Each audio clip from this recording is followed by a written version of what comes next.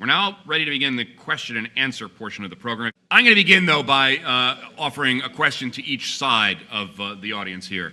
And I think it focuses on what I consider to be something of the elephant in the room in this whole debate. There are an estimated 12 million undocumented immigrants in the United States. For those of you supporting the resolution, and I'll address this to you, Heather, under any regime that you've discussed tonight of law enforcement or changes in laws, how would you define success? And in the case that you would achieve that success, how many fewer of that 12 million undocumented immigrants would be in the country after your regime is adopted? And to this side of the table, under any sort of change in immigration laws that any of you envision, how many of those 12 million would be allowed to stay conditionally, unconditionally, or under any sort of regime that you envision? I'll begin with you, Heather. Well, I sort of reject the question, John, because I don't think it's necessary to put an absolute number on it. I would think success would be seeing the change decision-making that Mark and I spoke about, that once you start enforcing the law, you're going to see much fewer people come across the border. Much fewer. How many fewer? In one stretch of Texas that started not just putting people on the border, but detaining them after they were apprehended rather than the current catch and release policy, there's been a 50% drop in illegal crossings in a few months. The Washington Post itself declared that this shows that the way to get control of the border is simply to enforce the laws on the books. We don't need new laws. We just need to enforce what's already there, something that has not been done. So in 5 years, if enforcement under the regime that you're talking about actually took place, how many fewer undocumented immigrants would you expect to be in the United States? Down from 12 million.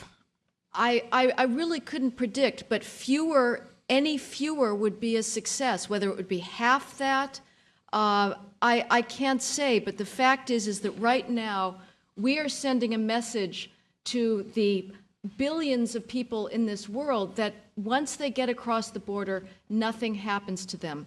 If we have an amnesty, I can predict what will happen. More will be coming in illegally. That is what the consequences have been of every amnesty in this country and in Europe. That record is quite clear. All right, thank you, Heather. Enrique, let me ask the question to you. How many would you offer the chance to stay of that 12 million? Well, we have approximately 12 million undocumented people in the country today, and I think that the people that are the real criminals, those are the people that should be in prison, and which is a very, very slow, very, very small percentage. So the overwhelming majority of these people would be allowed to stay and become documented. They're not looking for citizenship. They're looking for a document, like the driver's license, some sort of document. The driver's license doesn't give them the right to be here, by the way, but they're looking for a document that allows them to stay. It's an economic plus to have the undocumented people here. There's people from the Wall Street Journal here, Business Week. They've all said it's an economic plus. $7 billion a year goes to Social Security just from the undocumented community. The median age of the U.S. population is 40 years old. The undocumented community is 25 years old. We need to replenish our workforce. What's happening in this country today, it's very, very important. These people are here to work. When was the last time you saw a Latino on a corner with a sign that says, "We'll work for food"? You don't see it. You'll see 10 of them at the Home Depot ready to jump in your car. We need the workers. Unemployment is at 4.5% in this country.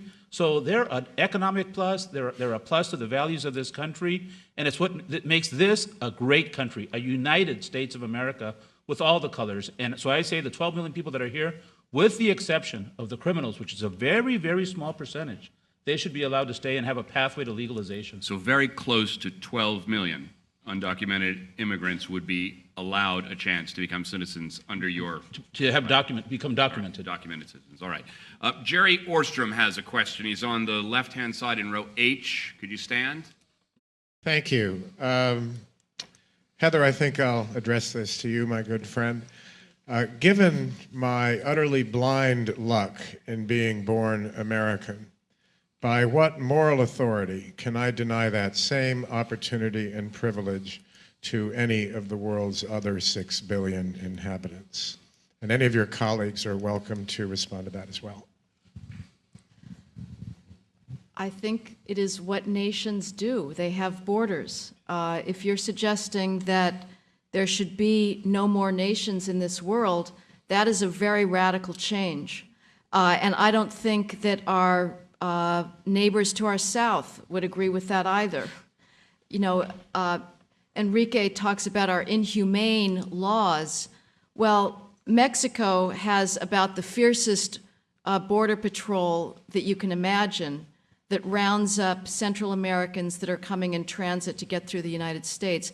This has been a prerogative of nations throughout history to decide who comes in. It's not a moral question, it's simply the right of nations to decide who is within their borders and who is outside of them. Mexico, you know, several years ago, a governor of Baja suggested that perhaps Mexico has some responsibility for preventing these deaths in the desert, because they have a law that requires people leaving the country to exit through lawful ports of exit and entry. And he suggested that maybe if Mexico started enforcing that law, it would decrease the deaths. And of course, this created a massive outcry among the Mexican elites who believe that it is the right of Mexicans to immigrate into the country illegally.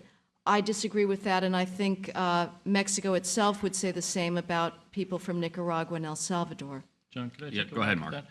I'd have to disagree just a tiny bit and say that it is a moral question, that the nation is a moral good.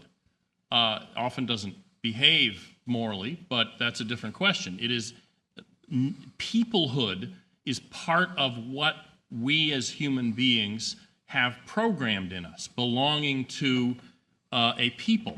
And that means that we have a greater moral responsibility to those who are us, who are fellow members of our people, than we do to foreigners. It doesn't mean we have no responsibility to those who live outside our national community, but our priority has to be those who are our countrymen, just as you feed your children first before you give money to charity.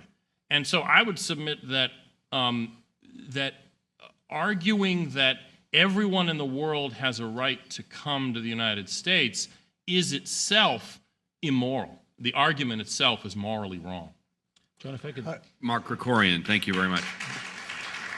Enrique. I want to address a couple Enrique of Morones. quick comments. One about the Mexico part. That was a senator, former mayor of Tijuana, that made that statement, Hector Osuna. And he's right. We cannot ask of the North what we don't do in the South in Mexico. And I was just down in Mexico just 2 weeks ago. And this is a worldwide phenomenon. And Mexico definitely needs to do more, as do the other countries around the world. So that with that being said, but the impact of U.S. policies affects the entire world. When you talk about the United States doing something and it has a cold, it sneezes, the entire world, especially the Americas, get a cold. When Mexico does something and has problems, that stays within Mexico. Mexico doesn't want the people to leave. They know that the future of Mexico is within Mexico, but the people are starving. We need to help Mexico more develop and help other countries as well. We have that moral responsibility. Remember what I said about 4% of the world's population consuming over 20% of the world's natural resources, the drugs and all these other things? That greatly impacts the neighboring countries. It's very, very important. And we should have some sort of the Constitution of Mexico says that we have the freedom of movement. We're not denied the opportunity to go to other countries. But it doesn't encourage, contrary to what you've seen in these myths, people crossing to other countries without papers. My organization does not encourage that. People should cross in a humane manner. And that's why we're asking for humane and comprehensive immigration reform. Comprehensive, the 12 million people get a pathway to the document, and humane, having a humane manner in which people can enter, which doesn't exist right now.